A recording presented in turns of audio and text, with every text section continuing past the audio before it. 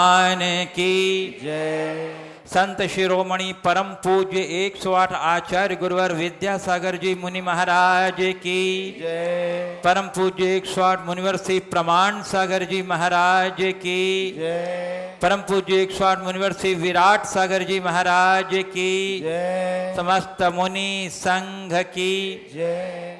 संघ का समाधान के इस कार्यक्रम में मैं सर्वप्रथम यहाँ उपस्थित सभी श्रद्धालुओं का और उन सभी दर्शकों का जो अपने निवास स्थान से पारस चैनल के माध्यम से इस कार्यक्रम को देख रहे हैं, उन सबों का हार्दिक अभिनंदन गुणायतन परिवार एवं अहिंसा पद यात्रा संघ की ओर से बहुत बहुत अभिनंदन करता हूँ।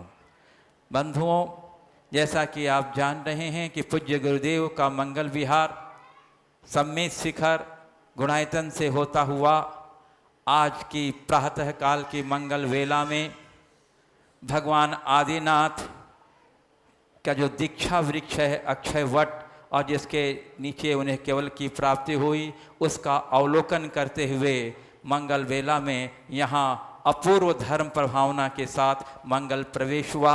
इलाहाबाद के श्रद्धालुओं ने बहुत ही भावभीना स्वागत मुनि संघ का किया।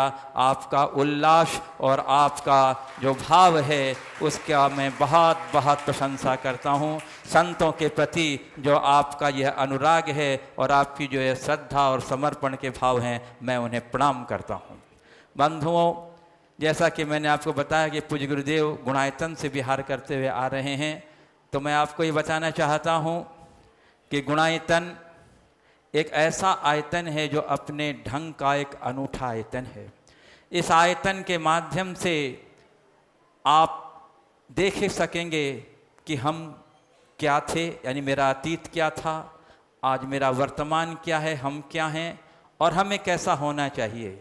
इन सारी बातों को आप जीवंत रूप में जिन्हें जिनवाणी में 14 गुण स्थानों के माध्यम से वर्णित किया गया है, आत्मा से परमात्मा बनने का संपूर्ण विज्ञान जीवंत रूप से पूज्य गुरुदेव की अभिकल्पना के रूप यहाँ गुणायतन के माध्यम से आप इसमें देखेंगे।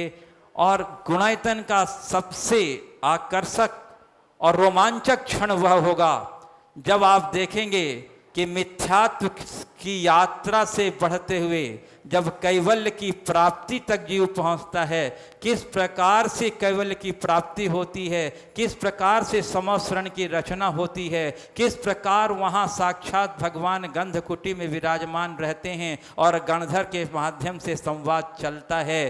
पूज्य भगवान का किस प्रकार से मंगल विहार होता है, किस प्रकार से देवों के अतिशय होते हैं, वहाँ का वातावरण, ये सारी चीज़ों को आप जब जीवंत रूप में देखेंगे, भगवान के श्री विहार के समय में उनके पाँवों के चरणों के नीचे कमलों की रचना देखेंगे, आपको ऐसा लगेगा कि हम साक्षात भगवान के साथ विचरण कर रहे हैं, समावसरण में बैठ करके भगवान की वाणी को सुन रहे हैं। ऐसा रोमांचक क्षण होगा, वो ऐसा हृदयग्राही प्रसंग होगा कि न जाने कितनों के सम्यक दर्शन का प्रबल निमित्त बनेगा। इस प्रकार से यह गुणायतन, इसके बारे में जितना भी कहा जाए बहुत कम है। मैं ये बताना चाहता हूँ कि यह एक ऐसा आयतन है, एकमात्र आयतन है जिसके माध्यम से आप जीवंत रूप से आत्मा से परमात्मा बनने के संपूर्ण विज्ञान को देख सकेंगे। इसलिए गुणायतन कमेटी आपसे यह अनुरोध करती है कि आप गुणायतन से जुड़ें और हमें बड़ी प्रसन्नता है कि पूरा देश ही नहीं विदेश भी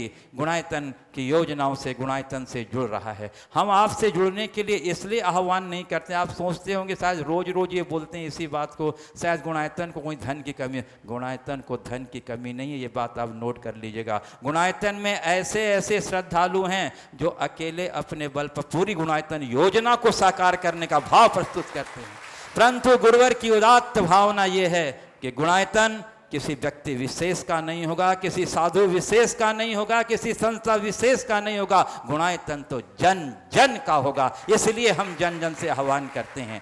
इसलिए आप जुड़िए बंधु, और आज कुछ हमारे पास जो स्वीकृतियां आई हैं उन्हें जरूर मैं आपके सामने उल्लेख करना चाहूँगा और आपसे यह अनुरोध करूँगा कि आप उनकी उदारता का सम्मान अपनी तालियों के गड़गड़ाहट से कीजिएगा। निर्वाण निधि के रूप में जो जुड़े हैं श्रीमती सुनीता जैन, धर्मपत्नी शिव प्रसाद जैन दिल्ली, श्री भरत बसंत मांगे, पालाघर, महाराष्ट्र। स्वर्गीय रामदयाल जी जैन की स्मृति में बाबूलाल जी कैलाश चंद जी के द्वारा निवाई, राजस्थान। ये तीनों निर्वाण निधि के रूप में जुड़े हैं, जोरदार करते ध्वनि। और निर्वाण सारथी के रूप में जुड़े हैं श्रीमती श्रीदेवी इंद्रचंद जैन, गोदावरी कॉलोनी, हैदराबाद। जोरदार करता ध्वनि से इनका अभिनंदन कर दीजिए।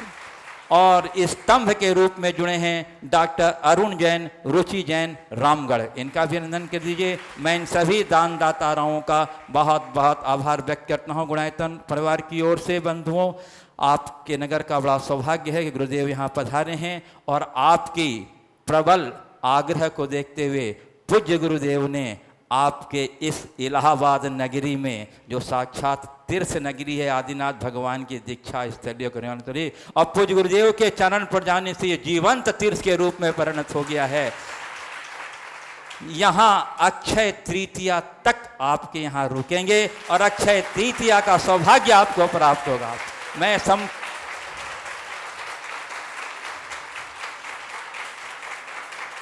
मैं संपूर्ण देशवासियों से जो हमारा ये प्रसारण देख रहे हैं कि यदि आप भी इस अक्षय तृतीया का सौभाग्य प्राप्त करना चाहते हैं गुरुदेव को, तो इलाहाबाद समाज की ओर से आपको आमंत्रण भी मैं देता हूं।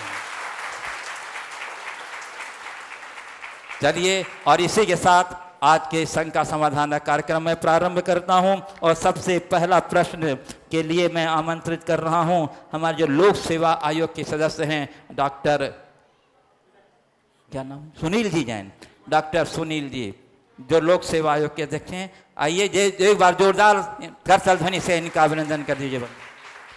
ऊपर ऊपर ऊपर आके ऊपर आइए। अगले प्रश्नकर्ता को पहले से तैयार रखो, आ जाए आगे।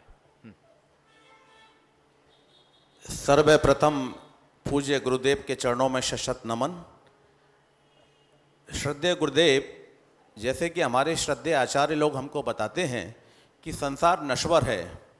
अगर संसार नश्वर है तो हम किस संसार की उपयोगिता और महत्व के बारे में सोचते हैं और जानते हैं? कृपया इस मेरे प्रश्न का समाधान करने की कृपा करें पूज्य गुरुदेव। संसार नश्वर है, इसका प्रयोजन ये नहीं कि आप संसार से विमुख हो जाएं या हताशा से भर जाएं। मुझसे एक बार एक पत्रकार ने आपके ही प्रश्न को दूसरे तरीके से पूछा था कि आप लोग रोज़ संसार की नश्वरता की बात करते हैं, इससे तो नकारात्मकता बढ़ती है और लोग अपने जीवन के प्रति हताश हो जाते हैं। तो आज के युग में ऐसा उपदेश देना कितना प्रासंगिक है। मैं उस प्रश्न के उत्तर को आपके उत्तर के साथ जोड़कर कहना चाहता हूँ कि संसार की नश्वरता को बताने का उद्देश्य ये नहीं कि तुम संसार को नश्वर मानकर संसार से विमुख हो जाओ, अपितु संसार की नश्वरता को बताने का उद्देश्य केवल इतना है कि तुम संसार के प्रति ज़्यादा जागरूक हो जाओ। संसार की नश्वरता को बताने का प्रयोजन ये नहीं कि तुम संसार से भाग जाओ। संसार की नश्वरता को बताने का प्रयोजन कुल इतना है कि संसार में जाग जाओ।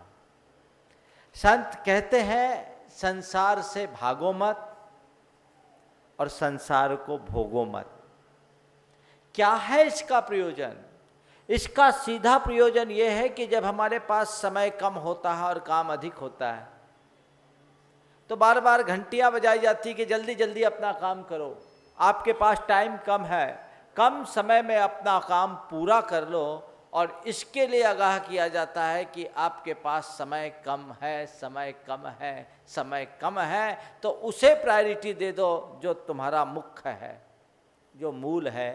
इसी प्रकार इस जीवन का कोई भरोसा नहीं कब तुम्हारी जिंदगी की शाम हो जाए। इसलिए इससे पहले कि तुम्हारे जीवन का अंत हो, अपने जीवन को सार्थक बनाने का उपक्रम कर लो। रात हो, अंधेरा छाए, उससे पहले दिया का इंतजाम कर लो। बस यही उद्देश्य है संसार की इस नश्वरता को बताने का, जो संसार की नश्वरता में आत्मा की अमरता का पाठ पढ़ते हैं, सच्चे अर्थों में उनके ही हृदय में अध्यात्म की उत्क्रांति होती है। बस बहुत बहुत शुक्रिया गुरुदेव। इससे जुड़ा हुआ एक प्रश्न और मेरा बस शंका है कि गुरुदेव, जैन धर्म में बड़ा सरल और बड़ा ही परमार्जित है और जीवन जीने की एक पद्धति है, तो फिर ऐसा कौन सा कारण है कि हमारे जैन अनुयायियों की संख्या बढ़ती नहीं? ये मेरा प्रश्न है। देखिए, जैन धर्म के जो भी सिद्धांत और आचार हैं, वाकई में वो सार्वभौमिक, सार्वकालिक है, सर्वोपयोगी है और हर व्यक्ति के जीवन को संतुलित और संशोधित करने वाली सुव्यवस्थित जीवन जीने की ये पद्धति है। लेकिन आज जैनों की संख्या ज़्यादा नहीं है, उसके पीछे मुझे दो कारण दिखते हैं। पहला कारण तो अतीत का है, वो ये कि अतीत में राज्याश्रय का अभाव होने के कारण जैनियों का पतन हुआ और जातिवादी मानसिकता ने भी हमारे जैनियों की संख्या को दिनों दिन कम किया। उसी के परिणाम स्वरूप हमारी बहुत बड़ी संख्या घट गई, हमसे दूर हो गई। कट्टरता, जातीय कट्टरता ने समाज का बहुत विध्वंस किया। और दूसरी तरफ आज के युग में मैं मानता हूँ कि जैन धर्म को ठीक ढंग से प्रस्तुत नहीं किया जा रहा है। क्या बात है, बहुत। समाज के बीच में जैन धर्म के प्रति यही अवधारणा है कि जैन धर्म बड़ा कठोर धर्म है और जैनियों के प्रति यही है कि ये पूंजीपतियों और शोषकों का समूह है, जबकि वास्तविकता अलग है। लोगों के बीच में इस बात को ठीक ढंग से प्ररूपित करने की आवश्यकता है कि जैन धर्म एक ऐसा धर्म है जो प्रत्येक प्राणी के जीवन व्यवहार को संतुलित कर सकता है, जिसमें उच्च जीवन मूल्यों की प्रतिष्ठा की जाती है। एकमात्र जैन धर्म ऐसा धर्म है जिसमें क्षमा, मृदुता, ऋजुता, सरलता, संतोष, सत्य, संयम, तप, त्याग, आकिंचन और ब्रह्मचर्य जैसे उदात्त जीवन मूल्यों की आराधना की जाती है। बाकी सब धर्मों में व्यक्ति की पूजा होती है, जैन धर्म में गुणों की पूजा होती है और इस पूजा को सर्वश्रेष्ठ पूजा कहकर महापूजा की संज्ञा दी गई। 10 दिन का पर्व इसके लिए मनाया जाता है, जिसे सबसे बड़ा महापर्व कहा जाता है। ये बताया जाए, ये जैन धर्म का मूल रूप है। और जैनियों के द्वारा किए जा रहे जन कल्याण के कार्यों के प्रति लोगों का ध्यान दिखाया जाए तो लोगों को पता लगेगा कि जनसंख्या की अनुपात से जैनियों के द्वारा जन कल्याण की जो भी कार्यकलाप किए जा रहे हैं वह उनकी उदारता का, उदार मानसिकता का श्रेष्ठ उदाहरण है। ये जैन धर्म की विशेषता है। मैं तो एक ही बात कहता हूँ, मार्केटिंग का युग है, ठीक ढंग से मार्केटिंग करने की ज़रूरत है। संचार क्रांति के युग में भी आज जैन लोग बहुत पिछड़े हैं, हमें और आगे आने की ज़रूरत है। ये भी एक विडंबना है कि अधिकतर जैनी मार्केटिंग से जुड़े हैं, लेकिन जैन धर्म की मार्केटिंग में पिछड़ रहे हैं। सबको मिलजुल करके प्रयास करना होगा। आप जैसे बुद्धिजीवी इसमें आगे आए तो ये कार्य और सरल होगा। नमोस्तु महाराज श्री नमो। तो बोलिए आचार्य श्री परमानंद महाराज की। आचार्य नहीं, मुनि। देखिए, जो भी प्रश्न करने आएंगे कोई औपचारिकता नहीं करेंगे, सीधे सीधे अपना। श्रीमती ऋचा अभिषेक जैन सतना, श्रीमती रोली रोहित जैन सतना, श्री शेफाली जैन नागपुर, श्री राहुल जैन सतना, ये चारों सज्जन आ जाएं प्रश्न के लिए। एक साथ। हाँ। नमोस्तु गुरुवर, नमोस्तु नमोस्तु। महाराज जी, आज का मेरा प्रश्न है, नाम का व्यक्ति के स्वभाव और व्यक्ति के जीवन में क्या प्रभाव पड़ता है किसी नाम का? नाम तो नाम है, कुछ लोग मानते हैं उसके हिसाब से एक विज्ञान, एक पद्धति चली। एक ही प्रश्न पूछना, दो में। हाँ, नाम बहुत लोग प्रश्न करने वाले, इसलिए एक में एक, ठीक है ना। नाम का न्यूमरोलॉजी के हिसाब से लोग कहते हैं कि व्यक्ति के व्यक्तित्व पर प्रभाव पड़ता है। और उसी नाम में, जैसे लोग कहते हैं संयुक्त अक्षर से जिसका नाम होता वो नाम ठीक नहीं है। मैंने कहा मैं इसमें सहमत नहीं हूँ। क्यों? मेरा नाम संयुक्त अक्षर से है, मुझ में क्या कमी? आचार्य ज्ञान सागर जी का नाम संयुक्त अक्षर से था, इसमें क्या कमी है? तो इनके बारे में मैं ज़्यादा विश्वास नहीं करता।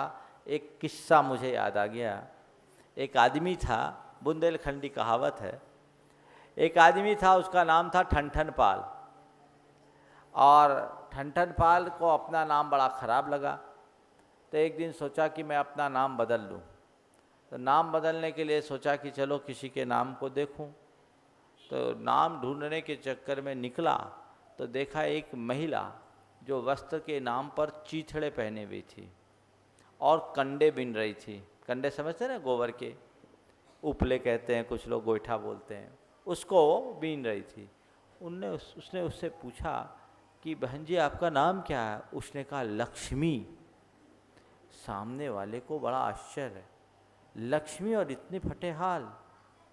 ठीक, आगे बढ़ा तो देखा एक आदमी जिसके शरीर में केवल एक छोटा सा गमछा जैसा था, वही उसका अधोवस्त्र था, और खेत में हल चला रहा था। उससे पूछा भाई साहब आपका नाम क्या? बोला धनपाल। बोले धनपाल और इतने कंगाल? बड़ा आश्चर्य। आगे बढ़ा, एक शव यात्रा हो रही थी, उसको देखा, पूछा भाई क्या बात है, कौन मर गए? बोला अमर सिंह। अमर सिंह।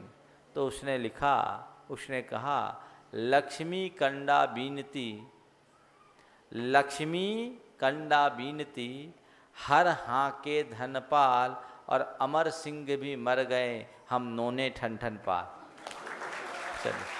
चलिए, श्रीमती रोली रोहित जैन सतना। नमोस्तु महाराज। महाराज जी, मेरा प्रश्न ये है कि पिछले कुछ दिनों से व्हाट्सएप पे एक मैसेज लगातार चल रहा है जिस पे ये लिखा जा रहा है कि समेत शिखर में एक हेलीपैड का निर्माण किया जाना है और उसके साथ ही एक रेस्ट हाउस का निर्माण होना है। तो मेरे दो प्रश्न हैं इसमें कि पहली चीज़ तो ये सच है कि नहीं है, दूसरा ये प्रश्न है कि इससे उस जगह की स्वच्छता और पवित्रता पे क्या फ़र्क पड़ेगा या नहीं पड़ेगा? देखिए ऐसा है, कल भी यह प्रश्न आया था। कल मैंने जब पता किया तो मुझे कल तक की जानकारी में ये था कि ऐसी कोई योजना फ़िलहाल नहीं, पर बार बार जब ये बात आई तो मैंने आज उसके बारे में और पता लगाया तो ये जानकारी सही है। लेकिन इसमें किसी प्रकार से घबराने की बात नहीं है।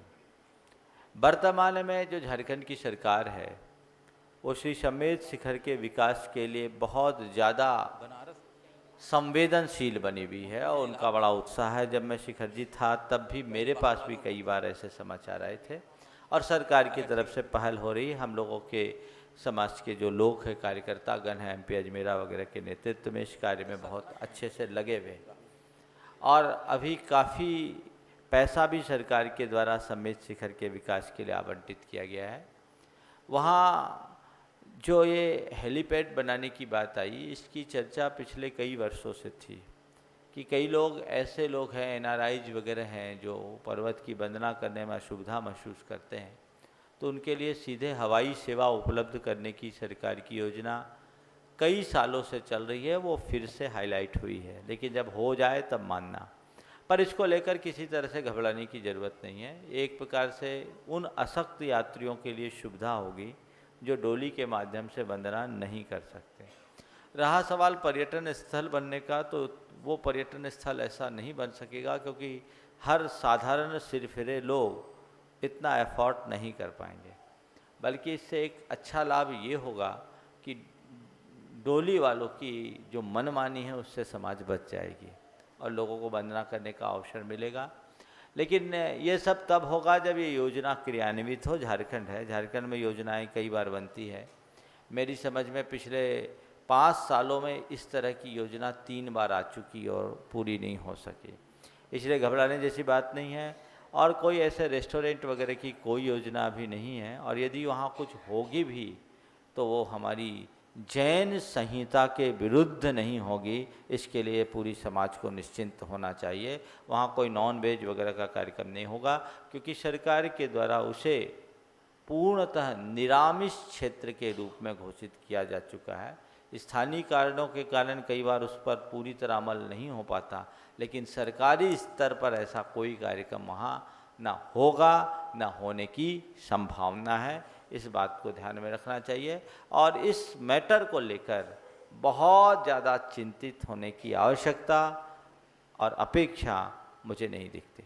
श्रीमती शेफाली जैन नागपुर, और उसके बाद तैयार रहेंगे श्री राहुल जैन सतना, और उसके बाद श्री सुरेंद्र कुमार जैन, प्रीति जैन जो ट्रस्टी हैं गुणायतन के, इलाहाबाद के हैं, वो तैयार रहेंगे। महाराज श्री जैसे पद्मावती देवी जी के ऊपर पार्श्व भगवान जी विराजमान रहते हैं, तो उसमें मोस्टली पद्मावती माता जी का पूजन ज़्यादा होने लगता है और उसको पद्मावती देवी का वेदी कहने लगते हैं, तो पार्श्व भगवान की वेदी कहना चाहिए या पद्मावती देवी की वेदी? देखिए, इसके बारे में मैं कई बार कह चुका, बीतराग पूज्य है, रागी पूज्य नहीं है। और पद्मावती के शीश पर भगवान पार्श्वनाथ की प्रतिमा का जो चलन है ये बहुत अर्वाचीन है। यथार्थ न पद्मावती ने न धर्मेंद्र ने पार्श्वनाथ को किसी ने उठाया ही नहीं था। भगवान ध्यानाविष्ट भगवान को उठाना तो मुनि महाराज को उठाना, उपसर्गाविष्ट मुनि महाराज को उठा लेना एक नया उपसर्ग करना, दोनों ने उठाया नहीं था। और देवी ने तो कुछ भी नहीं किया था, धर्मेंद्र ने भगवान के सिर पर फना मंडल फैलाया था। और उसकी देवी जिसे आप लोग पद्मावती कहते हैं, पर आगम में कहीं भी धर्मेंद्र की देवी का नाम पद्मावती नहीं मिलता। जहाँ भी प्रसंग आया धर्मेंद्र और उसकी देवी का आया है। पद्मावती नाम धरण यक्ष की है जो वेंतर देव है, और धर्मेंद्र नाग कुमार जाति का भवनवासी देव था। चलो जो भी हो, उसकी देवी ने देवता के फना मंडल के ऊपर वज्र दंड युक्त छत्र ताना था। बस ये घटना है, इसलिए इस सब चीज़ों को ज़्यादा प्रोत्साहित नहीं करना चाहिए। श्री सुरेंद्र कुमार जी, श्रीमती प्रीति जैन जो ट्रस्टी हैं गुणायतन के, और उसके बाद तैयार रहेंगे हमारे आनंद जैन, मनीषा जैन वाराणसी। पूछिए। नमोस्तु महाराज। महाराज, पूजन के समय कुछ उलझन है, वो निवेदित है। हम पूजन के बाद इत्या आशीर्वाद करते हैं, इसका क्या तात्पर्य है? हम किसको आशीर्वाद दे रहे हैं? एक ये भी बात आती है कि पूजन में हमने 3 कम 9 मुनिराजों को जय हो ये तो कहा, ये भी कहते हैं भगवान महावीर की जय हो। इसके समझ में नहीं आता, वो तो सब कुछ वो जय कर चुके हैं, उनके पास कुछ बचा ही नहीं है जिनकी वो जय करें। हम किस बात की उनकी जय करते हैं, ये उलझन रहती है। बहुत अच्छा प्रश्न आपने पूछा है। इत्याशीर्वाद, ये जो शब्द चल पड़ा है, इसकी कोई बहुत ज़्यादा आवश्यकता नहीं। हम भगवान को आशीर्वाद दे रहे हैं ये भाव नहीं है। जिन्होंने लिखा है वो इस भाव से लिखा है कि हम भगवान से आशीर्वाद ले रहे हैं। पर मेरे भाव से अगर आप मुझसे पूछो तो हमें ये कहना चाहिए, हे भगवान आपको हमारा प्रणाम है, हमें आप आशीर्वाद दें। इत्याशीर्वाद है पुष्पांजलि छिपेत, ये चलन में आ गया है। न भी करे तो कोई दोष नहीं है। और यदि आप आशीर्वाद शब्द का प्रयोग करते हैं तो इस भाव से करें कि भगवान का मुझे आशीर्वाद मिले। आशीर्वाद यानी कल्याणकारी वचन, उनका वरदहस्त हमें प्राप्त हो, जिससे हम अपने जीवन का कल्याण कर सकें। दूसरा जो आपने पूछा है जयकार का, जय शब्द का मतलब क्या? मुझसे पहले भी किसी ने पूछा। राजा महाराजाओं की जय करना तो समझ में आता है, भगवान की जय बोले क्या बोले? भगवान जयवंत हो, तो ये जय क्या? ये बड़ा प्राचीन मतलब शब्द है। और जय शब्द का प्रयोग आचार्य कुंद ने भी कहा है, कई आचार्यों ने लिखा। जय का मतलब क्या? जय का अर्थ होता है जीतना। आपकी जय हो यानी आप सबको जीत लें, विजय का प्रतीक है। और जय एक प्रकार के विरुद्ध का भी प्रतीक है। नाम शाम शब्द शाम होने के बाद भी दोनों में अर्थ एक नहीं होता। जब हम किसी साधारण व्यक्ति के लिए जय हो बोलते हैं तो वो उसका विजय हो ऐसे मनोभाव के साथ बोलते हैं। लेकिन जब हम भगवान को या अपने किसी उपास्य की जय करते हैं तो उस जय के पीछे ये होता है कि आपका यश, आपकी यशः पताका, आपका नाम दिग दिगंत तक फैलता रहे। जय जय जय, ये पंचाश्चर्यों में एक आश्चर्य है जिसमें 3 बार जय जय जय की ध्वनि आकाश में होती है। तो ये जय एक उस अर्थ में होता है कि दिग दिगंत तक आपकी महिमा का ख्यापन हो, आपके यश का फैलाव हो, सर्वत्र आपका शासन चले, जो आए वो सब आपकी शरणागत हो जाए। और देखो भगवान का जब विहार होता है तो भगवान के श्री विहार में आगे आगे धर्म चक्र चलता है, चक्रवर्ती के लिए राजचक्र चलता है और भगवान के लिए धर्म चक्र चलता है। ये धर्म चक्र चलने का मतलब सब तरफ से अधर्म का नाश कर धर्म के साम्राज्य को स्थापित करने का प्रतीक है धर्म चक्र। अधर्म का अंत हो, भगवान की जय हो यानी धर्म की जय हो, धर्म का साम्राज्य फैले, धर्म का शासन फैले, धर्मानुयायियों का विस्तार हो, अधर्मी पापी और नीच लोगों का उद्धार हो, जिससे इस धरती पर धर्म का विस्तार हो। यह है इसके पीछे। अब सवाल है, जय जय जय कहने के लिए जय राजा महाराजा को भी बोल रहे हैं और महाराज की जय हो और भगवान की जय हो, है शब्द साम, अर्थ साम में अंतर है। कैसा अंतर है? एक व्यक्ति अपनी मां को माता कहता है और वही व्यक्ति अपनी मां की समवयस्क किसी दूसरी स्त्री को माता कहता है। दोनों को माता शब्द से पुकार रहा है, पर क्या दोनों के भाव में एक रूपता होती है? मां को जब मां शब्द कहा जाता है तो अलग प्राण जुड़ते हैं और किसी दूसरी स्त्री के लिए जब मां का संबोधन होता है तो अलग भाव होते हैं। ऐसे ही जब भगवान की या गुरु की जयकार करते हैं तो हृदय में एक अलग प्रकार का उल्लास उमड़ता है, और राजा महाराजाओं की जय करते हैं तो केवल फॉर्मेलिटी दिखती है। इसलिए दोनों में अंतर समझ लेना चाहिए। चलिए श्री आनंद। हाँ बोलो कुछ। गुरुवर, मेरा मन में शंका ये है कि भगवान महावीर का जीव जब मारीच के रूप में आदिनाथ भगवान के समय था, तभी यह निश्चित हो गया था कि वो महावीर बनेंगे आगे जाकर। तो इतने पूर्व मतलब कि उनको अभी अपना कई रूप जीव पर्याय पानी थी, कैसे ही वो अभी अपने कर्म तो किए नहीं थे, कर्म अभी उनको करने थे, इतने पूर्व निश्चित कैसे हो गया आदिनाथ भगवान? आदिनाथ भगवान ने ये कह दिया कि ये मारीच भविष्य में महावीर बनेगा, लेकिन ये तो नहीं कहा ना कि अपने आप बन जाएगा, बनेगा। उनने अपने दिव्य ज्ञान से उसके भविष्य को जान लिया। ये एक प्रकार की भविष्यवाणी थी, पर भगवान की भविष्यवाणी से मारीच महावीर नहीं बना। महावीर मारीच से अगर कोई महावीर बना है तो अपनी परिणति को सुधारने के कारण बना है। वही मारीच भगवान ऋषभदेव के बाद असंख्य भवों में भटका है, और जब शेर की पर्याय में हिरण के शरीर को विदारित कर रहा था, उसकी आत्मा जगी, सुधरा, सो मुड़ करके नहीं देखा, 10वें भाव में महावीर बन गया। तो वो महावीर मारीची महावीर बना है तो किसके दम पर बना है? अपने पुरुषार्थ के बल पर, धर्म की आराधना के बल पर। भगवान ऋषभदेव की इस उक्ति का अर्थ तो केवल यही लेना चाहिए कि मरीचि जैसा पतित से पतित प्राणी भी महावीर बन सकता है। तो हम कभी किसी मनुष्य को देखकर, उसकी गलत प्रवृत्तियों को देखकर उससे घृणा न करें, नफरत न करें, क्योंकि हर मनुष्य के भीतर एक महावीर बैठा है। आज नहीं कल वो बदल सकता है, ये सोच रखना चाहिए। चलिए आनंद मनीषा जैन वाराणसी, और उसके बाद तैयार रहेंगे अभिनव जैन एडवोकेट इलाहाबाद एवं डॉक्टर निधि जैन इलाहाबाद। नमस्ते महाराज जी। महाराज जी, आजकल वास्तु का बहुत ज़्यादा मतलब प्रचलन हो गया। जैसे घर वगैरह कुछ भी बनता है तो अगर किसी का वास्तु के हिसाब से घर नहीं बना है तो फिर उसमें रहने वाले व्यक्तियों पर इसका असर पड़ता है? देखिए, वास्तु के संदर्भ में मैं कई बार बोल चुका। वास्तु को मानिए, वास्तु कुछ नहीं करता ऐसी बात नहीं है, और वास्तु ही सब कुछ है ऐसी बात भी नहीं है। मैं हमेशा एक ही लाइन में कहता हूँ, वास्तु को माने पर वास्तु का हवा न माने। बस इतनी बात को ध्यान में रख करके चलेंगे, सारा कार्य होगा।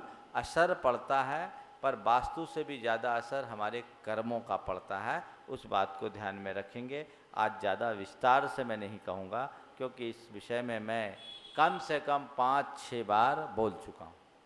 आइए, अभिनय जैन एडवोकेट इलाहाबाद, और इसके बाद तैयार रहेंगी डॉक्टर निधि जैन इलाहाबाद। नमोस्तु महाराज जी।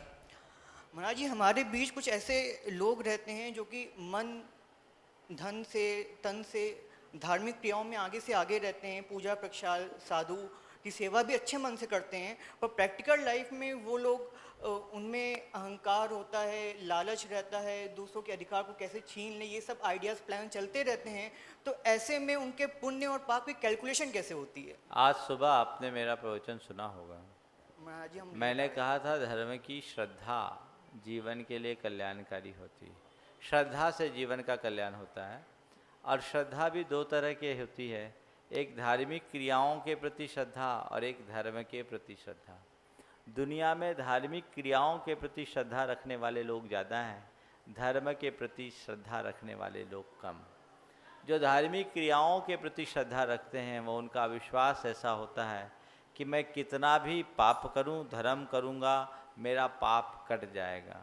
तो वो पाप काटने के लिए धर्म करते हैं, तो उनके मन में एक भ्रम रहता है कि मुझे पाप करने का लाइसेंस मिल चुका है, मैं खुल करके पाप करूंगा और मंदिर आऊँगा तो पाप काट लूँगा, मैं अपने सारे पापों को काट सकता हूँ। तो वो अपने धर्म को धार्मिक क्रियाओं तक ही सीमित रखते हैं। लेकिन जिनके हृदय में धर्म के प्रति श्रद्धा होती है वो ऐसा नहीं करते। वो धार्मिक क्रिया भी करते हैं या धर्म भी करते हैं तो पाप काटने के लिए नहीं करते, पाप त्यागने के लिए करते हैं। पाप काटने के लिए धर्म करना सार्थक नहीं, पाप त्यागने के लिए किया जाने वाला धर्म सार्थक है। तो जो व्यक्ति पाप भीरु होते हैं, जिन्हें पापों से वास्तव में डर होता है, वो पाप त्यागने के लिए धर्म करते हैं। और ऐसे लोग मंदिर पूजा पाठ से अपनी धार्मिक भावनाओं का उद्दीपन करते हैं, और वही धर्म मंदिर से निकलकर अपने दफ्तर में, दुकान में, मंडी में भी अपने जीवन में लाते हैं। धार्मिक व्यक्ति का धर्म केवल धर्म की क्रिया तक सीमित रहता है, जबकि धर्मात्मा व्यक्ति का धर्म उसके प्रत्येक विचार और व्यवहार में परिलक्षित होता है। आपने पूछा उनके पुण्य पाप का संबंध क्या होगा, तो धार्मिक व्यक्ति का धर्म अगर पुण्य देगा भी तो बड़ा क्षीण पुण्य देगा, और केवल पुण्य देगा थोड़ी देर के लिए, लेकिन उसके लिए जो थोड़ा बहुत पाप झड़ाया है वो हाथी के स्नान की तरह हो जाता है, बाहर आकर उससे ज़्यादा पाप लपेट भी लेता है। लेकिन धर्मी, जो सच्चा धर्मी जीव है, धर्मात्मा जीव है, वो व्यक्ति पुण्य और पाप में पुण्य का बंध करता है और पाप को काटता भी है, बहुत तेज़ी से काटता है। ध्यान रखना, पुण्य करने से पाप कटे इसकी गारंटी नहीं, लेकिन पाप त्यागने वाले का पाप निश्चित तौर पर कटता है, इसमें कोई संदेह नहीं। डॉक्टर निधि जैन हैं उपस्थित? नहीं है। आगे आगे और नाम बोलिए। श्री डॉक्टर श्री पन्ना लाल जी जैन इलाहाबाद, और उसके बाद तैयार रहेंगी श्रीमती संगीता जैन, श्रीमती सुभद्रा जैन, सराय अकिल कौसाम्बी। जल्दी वहीं से दे दो, वहीं से दे दो, वहीं से बोलो। समय समय और नाम बोलिए जब तक। श्रीमती संगीता जैन, श्रीमती सुभद्रा जैन, सराय अकिल कौसाम्बी। हाँ, और बोलो नाम। और श्रीमती साधना जैन इलाहाबाद। ऐसे ही बोलो, क्या प्रश्न है आपका? चलो आप पढ़ दो प्रश्न। इधर से सामने से गुरुदेव, इनका प्रश्न है, आज प्रातःकालीन प्रवचन में ये समझ में आया कि जीव को अपना उदय में आया कर्म भोग भोगना ही पड़ेगा, उसमें कोई नियंत्रण जीव के हाथ में नहीं है। शंका यह है कि वर्तमान में कर्म भोग को भोगते हुए यह जीव भविष्य के विकास हेतु कोई पुरुषार्थ नहीं कर सकता क्या? देखिए, कर्म को भोगना दो तरीके से होता है। एक कर्म को भोगते हुए नए कर्म को आमंत्रित करना, और एक कर्म को भोगते हुए उसकी लीला को वहीं ख़त्म कर देना। अज्ञानी जीव कर्म को भोगते समय नया कर्म बांधता है, और ज्ञानी जीव कर्म को भोगते समय उसकी जड़ को उखाड़ फेंकता है। अगर आपके हृदय में क्षमता है, कर्मोदय में क्षमता है, तो आप नूतन कर्म के बंध से बच जाओगे। और कर्मोदय में आपके अंदर हर्ष विषाद है, तो आप नए कर्म के बंध के भागीदार बनोगे। तो जिस व्यक्ति के हृदय में ये ज्ञान है कि संसार के सारे संयोग कर्म के अधीन हैं और मुझे अपने अच्छे बुरे कर्म संयोगों का फल भोगना ही पड़ेगा, तो इसमें मैं क्या हर्ष करूं, क्या विषाद करूं। अपने भीतर की श्रद्धा के बल पर जब मन में क्षमता ले आता है तो समता का चमत्कार ये होता है कि पुराने कर्म झड़ते हैं, नए कर्म नहीं बंधते, और यही मुक्ति का आधार बनता है। श्रीमती संगीता जैन, श्रीमती सुभद्रा जैन संयुक्त रूप से आ जाएं। सराय अकील कौशाम्बी। श्रीमती निधि जैन, आपका नंबर है पहले। निधि जैन आ गई हैं। इतना विलम्ब नहीं करो, जल्दी जल्दी और नाम बोलो। नमोस्तु महाराज जी। भगवान महावीर के अनेकांतवाद एवं स्यादवाद को हम सरल शब्दों में कैसे समझ सकते हैं? भगवान महावीर के अनेकांत को सरल शब्दों में कैसे समझ सकते हैं? देखो, दो शब्द, एक है ही और एक है भी। ही का मतलब क्या होता है? मैं ही सही, ही यानी आग्रह, अड़ जाओ, यही बस। और एक है भी, मैं भी जब कहूँगा तो तुम भी होगा। ही केवल अपनी बात और भी अपने साथ सामने वाले की भी बात। तो ही है एकांत जो अपनी ही बात को सही कहने का आग्रह करता है और सामने वाले को पूरी तरह नकार कर लड़ना शुरू कर देता है। और भी है अनेकांत जो कहता है नहीं, मैं सही तुम भी सही, मैं अपनी जगह सही तुम अपनी जगह सही। भी सबका स्वागत करता है, ही सबको अपने पाँवों से रौंदने की कोशिश करता है और भी सबको अपने गले से लगाने का प्रयास करता है। बस ही एकांत है जो झगड़े खड़ा करता है और भी अनेकांत है जो समन्वय का सूत्र देता है, मार्ग बताता है। हमारे गुरुदेव ने कहा, ही से भी की ओर ही बढ़े सभी हम लोग, और 6 के आगे 3 हो विश्व शांति का योग। बस 6 के आगे 3 यानी 6 के सामने 3 देखो, 6 3 को देखता है, 3 6 को गले लगाता है। दोनों एक दूसरे से मिलने के लिए तैयार रहते हैं। लेकिन इसके विरुद्ध होता 36, 3 6 को पीठ दिखाता और 6 3 को पीठ दिखाता है, तो 36 का आंकड़ा बन जाता है। तो अनेकांत को अपनाओगे तो 63 का संबंध बनेगा, 36 का आंकड़ा नहीं। चलिए आगे। चलिए, श्रीमती संगीता जैन, सुभद्रा जैन, सराय अकील, और इसके बाद हाँ चलिए। हाँ, इलाहाबाद। जब हम आत्मा का ध्यान करते हैं तो कहते कि 1000 पंखड़ी का कमल है, कमल पर सिंहासन, पर्वत है, पर्वत पर सिंहासन है। तो मेरा प्रश्न है कि सिंहासन पे आत्मा विराजमान है तो हम उसे किस रूप में देखें? देखिए, ये एक धारणा है, इसको पृथ्वी धारणा के अंतर्गत लिया गया है। और इस तरीके से अपने मन को सबसे डाइवर्ट करके एक जगह बनाए। हमने अपने मूर्त रूप में विराजमान किया अपने आप को। आत्मा को नहीं विराजते, खुद को विराजते। और खुद को विराजते विराजते जब बाद में पृथ्वी धारणा के बाद जल धारणा, फिर अग्नि धारणा, फिर वायु धारणा, और वायु धारणा के बाद जब तत्व रूपवती धारणा होती है, तो उस घड़ी में ये सारा शरीर का एक एक प्रदेश चला जाता है। जो शेष बचा वो आत्मा है, वो ध्यान में लिया जाए। तो महाराज जी, मेरा कि जब हम उस पर विराजमान करें तो क्या हमें खुद को सशरीर, तो मतलब आरिका के रूप में या अपने इसी? अरे मुनि के रूप में करो ना, पर्याय बुद्धि क्यों रखते हो? चलो चलिए नेक्स्ट। हाँ। नमस्ते महाराज। महाराज जी, मेरा प्रश्न है कि घर में किस यंत्र की स्थापना हाँ? करनी चाहिए? घर में किस यंत्र की स्थापना करनी चाहिए? और यदि ईशान कोण में जगह है तो किस कोण में रखनी चाहिए? देखिए, ज़्यादा यंत्र वंत्र के चक्कर में नहीं पड़ना ही ठीक है। और कभी यंत्र किसी को घर में रखना है तो उसके विशेषज्ञों से परामर्श लेकर के ही करना चाहिए। आजकल चलन हो गया, चाहे जो यंत्र रख लेते हैं, और उसकी शुद्धि का पालन नहीं करने से कई बार अनर्थ भी हो जाते हैं। इसलिए बहुत सोच समझ करके करना चाहिए। और केवल यंत्र रखने से भी काम नहीं चलेगा। इसलिए इसके बारे में सार्वजनिक रूप से मैं इतना ही कह सकता हूँ कि इनके चक्कर में ज़्यादा मत पड़ो। एक बार एक सज्जन मेरे पास, मैं कोलकाता में था, मेरे पास आए, बोले महाराज मेरे पास बहुत सारे यंत्र है, क्या करूँ? बोले मैं क्या करूँ? कहा झोला लेके आया, 36 यंत्र थे, और 36 में सबसे ज़्यादा सर्व कार्य सिद्धि यंत्र और व्यापार वृद्धि यंत्र थे। इतने इतने हम बोले ये क्या किया, कहाँ? बोले जहाँ गए महाराज, कई जगह मुनि महाराजों ने दे दिया, कई बार प्रतिष्ठाचार्यों ने दे दिया। हम बोले इससे क्या हुआ? बोले जो होता था वही हुआ। हम बोले ये यंत्रों के लाने से व्यापार की वृद्धि हुई, कार्य की सिद्धि हुई? बोले नहीं हुई। तो भैया एक यंत्र अपने जेब में रख लो और तुम्हारे कार्य की सिद्धि हो जाए तो कर्म सिद्धांत को गंगा जी में डाल देना पड़ेगा। जब तक तुम्हारी भाव शुद्धि नहीं होगी तब तक कुछ नहीं होगा। यंत्र कुछ नहीं करते ऐसा मैं नहीं कहता, लेकिन यंत्र से ही सब कुछ हो जाएगा ऐसा भी नहीं है।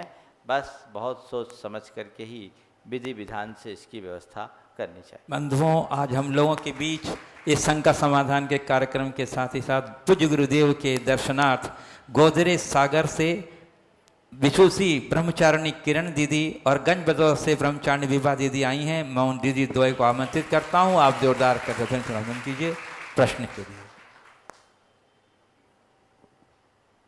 नमस्ते महाराज जी, आज आपने यहाँ प्रवेश करते ही जो बट वृक्ष देखा उसकी वर्तमान में क्या प्रभावशीलता है, इसके बारे में थोड़ा विस्तृत बताइए। देखिए, बट वृक्ष के विषय में चूँकि मैंने काफ़ी पढ़ा था तो मेरे मन में एक उत्सुकता थी। नंदी संघ की पट्टावली में भी एक भट्टारक के माध्यम से और एक दो और नए अनुसार और नाम मैं भूल रहा हूँ, मेरे को एक पुस्तक मिली थी तीर्थक्षेत्र कमेटी, भारतवर्षीय तीर्थक्षेत्र कमेटी से प्रकाशित। उसमें उनके विवरण उपलब्ध थे और उसमें ये उल्लेख मिला था कि यहाँ आकर के बट वृक्ष के पास ध्यान किए, वंदना किए। वहाँ एक चरण थे प्राचीन, और उसमें यह भी लिखा हुआ था कि एक सूबेदार ने उसे अलग करके शिवलिंग स्थापित कर दिया। तो मेरे मन में एक उत्सुकता थी कि उस जगह जाकर के देखना चाहिए। 16वीं शताब्दी तक के ऐसे उल्लेख मुझे मिले जिसमें वहाँ की वंदना का उल्लेख था। चूँकि इस नगरी का हमारी संस्कृति से बड़ा पुराना संबंध रहा, भगवान ऋषभदेव के दीक्षा भूमि, ज्ञान भूमि होने के कारण ये ऐसे ही हमारे लिए बहुत प्रासंगिक और बड़ी महत्वपूर्ण स्थल था। तो फिर मुझे जब मालूम पड़ा कि रास्ते में ही पड़ता है, थोड़ा कुछ जाना पड़ेगा अंदर, तो मैंने भाव व्यक्त किया कि मैं तो मैं जाऊँगा। और यहाँ के कुछ उत्साही भाइयों ने, खासकर अशोक भाई के निमित्त से ये कार्य हो गया और आज हमारे साथ काफ़ी संख्या में लोग वहाँ गए। वहाँ जाने के बाद अवशेष के रूप में तो मुझे कुछ विशेष नहीं दिखा कि जैन अवशेष के रूप में वहाँ हो, लेकिन यहाँ के किले से काफ़ी कुछ जैन अवशेष मिले हैं जो यहाँ के म्यूजियम में और कुछ मंदिर में भी विराजमान है, जो इस बात का द्योतक है कि जिस प्रीमाइसेस में वो अक्षय वट था है, उस प्रीमाइसेस में पहले जैन मंदिर रहे हैं, जैन साधक वहाँ आते जाते रहे हैं। एक स्तंभ भी है जिसे आज अशोक स्तंभ कहते हैं, लेकिन उसके विषय में ये भी कहना है कि सम्राट संप्रति के द्वारा बनाया गया एक मानस स्तंभ था। खैर जो भी हो, काल के गर्त में सब चला गया। वहाँ जाने के बाद हमें बहुत अच्छा लगा। सामान्य रूप से उस वृक्ष के नीचे में बैठा तो वृक्षों का हमारे जीवन से बहुत गहरा संबंध है। वृक्ष ऊर्जा के एक बहुत बड़े पिंड होते हैं, उनसे हमें अपार ऊर्जा मिलती है। ऊर्जा का सबसे बड़ा स्रोत है वृक्ष। और तीर्थंकर भगवंतों को केवल ज्ञान वृक्षों के नीचे होना, उनके समोसरण में सदैव अशोक वृक्ष का बना रहना, या दीक्षा वृक्षों के नीचे ही दीक्षा अंगीकार करना, हमेशा इस बात के लिए सोचने को बाध्य करता था कि वृक्षों का हमारे ज्ञान ध्यान से कुछ न कुछ संबंध है। मैं वहाँ इसी भाव से गया। लगभग आधा घंटे से ऊपर मैंने वहाँ ध्यान किया और मुझे वो स्थान बहुत ऊर्जामय दिखा। वहाँ जो साधारण ऊर्जा नहीं थी, वो असाधारण ऊर्जा थी। बहुत अच्छी अनुभूति हुई। लेकिन ये वृक्ष भगवान ऋषभदेव के काल का ही वृक्ष है ऐसा नहीं कह सकता, क्योंकि तो उनका तो एक कोड़ा कोड़ी सागर वर्ष प्राचीन समय है। पर ऐसा उल्लेख मिलता है कि इस वृक्ष को बार बार काटने के बाद भी उग आता है। औरंगजेब ने उस वृक्ष को समूल काटने का प्रयास किया था, जला भी दिया था, लेकिन फिर उगाया।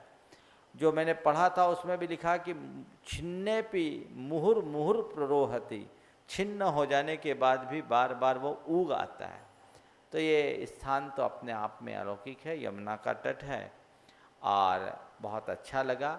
अब रहा सवाल जैन समाज वहाँ बार बार जाए, इस विषय में चूँकि वहाँ वैदिक परंपरा से पूजा अर्चा होती है। ऐसा कहा जाता है कि रामचंद्र जी वनवास के दौरान उस वृक्ष के नीचे बैठे थे। तो लोगों की अपनी आस्थाएं हैं, वहाँ साधारण आँखों से कोई जाएगा तो शायद कुछ नहीं पाएगा, सामान्य वृक्ष के रूप में देखेगा। मेरी अपनी एक दृष्टि थी, मैंने उस दृष्टि से देखा। वहाँ चरण भी स्थापित किए हुए हैं भगवान ऋषभदेव के, 2 यंत्र भी स्थापित हैं। तो जैनत्व का एक प्रतीक तो बन ही गया है, लेकिन अभी इस पर और छानबीन की आवश्यकता है। आपकी आज्ञा हो तो एक छोटा सा प्रश्न और कर लूँ? हाँ, और प्रश्न करना कर लो। आज हम बुंदेलखंड वाले, एमपी वाले ऐसा क्या करें कि आपके चरण कमल उस तरफ शीघ्रता से ही जाए बिना अवरोध के? कुछ मत करो, गुरुदेव से आज्ञा ले आओ, बस हो जाएगा, कुछ करने की जरूरत ही नहीं। ब्रह्मचारिणी विभा दीदी, गंज बसौदा, और इसके बाद तैयार रहेंगी श्रीमती लता गंगवाल और श्रीमती माला काला गया। नमस्ते महाश्री, मेरा प्रश्न है कि आपके जैसी प्रखर बुद्धि हमारी कैसे हो, इसका उपाय बताइए। हमारी जैसे प्रखर बुद्धि कैसे हो? अगर हमसे ले सको तो ले लो। आप दे दीजिए। ले लो, हम तो देने को तैयार है, आप लोग लेते कहाँ? उपाय तो बताइए। देखो, ज्ञान के विकास में मैं अपने अनुभव के आधार पर ये कह सकता हूँ, गुरु की कृपा और शास्त्र की विनय बहुत बड़ा कारण होता है। जिस पर गुरु की कृपा हो जाए उसके ज्ञान का कोष खुल जाता है। जो जिनवानी के प्रति आस्थावान होते हुए उसकी विनय करता है, उसके ज्ञान का विकास होता है। संयम भी ज्ञान के विकास में एक बहुत बड़ा निमित्त है। नमस्ते। श्रीमती लता गंगवाल गया। बंधुओं, आपको बताना चाहता हूं कि बनारस से लगातार अतिथि संविभाग व्रत का पालन करते हुए आहार दान की प्रक्रिया में योगदान दे रही हैं। गुणायतन की ट्रस्टी भी हैं, मंत्री भी हैं। आप जोरदार करताल ध्वनि से इनका अभिनंदन कर दीजिए। श्रीमती, और इनके साथ तैयार रहेंगी श्रीमती माला काला इनके पास। नमोस्तु महाराज श्री। महाराज श्री, शिक्षा और संस्कार का आपस में क्या संबंध है? शिक्षा और संस्कार का आपस में इतना ही संबंध है कि शिक्षा व्यक्ति का शरीर है और संस्कार उसके ऊपर का वस्त्र है। कोई व्यक्ति सुंदर शरीर वाला हो, लेकिन लोक की दृष्टि से मैं बोल रहा हूँ, अगर वह निर्वस्त्र रहे तो अच्छा नहीं माना जाता। सुंदर शरीर वाला व्यक्ति भी जब लज्जा मर्यादा से युक्त होकर लोक में प्रकट होता है, तब उसकी प्रतिष्ठा होती है। तो शिक्षा व्यक्ति के जीवन के विकास का आधार है, लेकिन संस्कार विहीन हो जाने पर वही मनुष्य के जीवन की विकृति का भी कारण बन जाता है। इसलिए वही शिक्षा शास्त्रक है जो संस्कार युक्त हो। नमस्ते। श्रीमती माला काला गया, ये भी बनारस से लगातार अभी तक अतिथि संभाग व्रत में सक्रिय योगदान दे रही हैं। एक बार इनका भी जोरदार करताल ध्वनि से अभिनंदन कर दीजिए। नमोस्तु महाराज से। नमोस्तु महाराज से। गृहस्थी में रहते हुए हम अपने भावों की विशुद्धि कैसे करें? गृहस्थी में रहते हुए भावों की विशुद्धि बढ़ाने का एक ही उपाय है, अच्छा स्वाध्याय करो, सत्संग करो और सामायिक करो। ये 3 ही क्रियाएं ऐसी हैं जो आपके मन को रिचार्ज करेगी और उसी के बल पर आप अपनी भाव विशुद्धि को बढ़ा सकते हैं। श्री नरेंद्र जी सेठी गया और श्री कैलाश जी मधुबन, ये दोनों महानुभाव इस अहिंसा पदयात्रा में बहुत जोरदार अपना संगठन दे रहे हैं। गुणायतन के लिए समर्पित हैं, गुणायतन के ट्रस्टी भी हैं। श्री नरेंद्र जी सेठी गए। नमस्ते गुरुदेव। आज विलासिता आवश्यकता का रूप धारण कर रही है और इसके दुष्परिणाम भी दिख रहे हैं। इससे बचने का क्या उपाय है तथा आवश्यकता और विलासिता में किस प्रकार भेद करें? देखो,